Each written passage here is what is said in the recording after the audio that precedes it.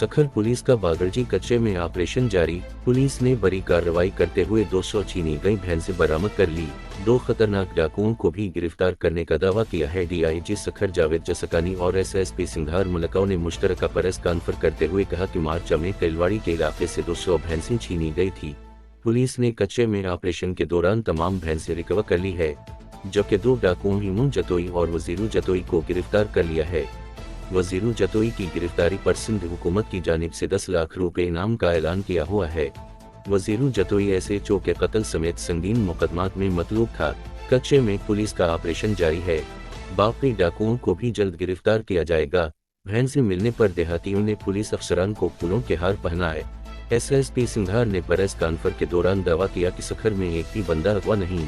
3 माह से शहर में हाउस डकैती 0 है। पुलिस के मुख्तलिफ मुकाबलों में 29 डाकू हलाक, 146 जख्मी हुए।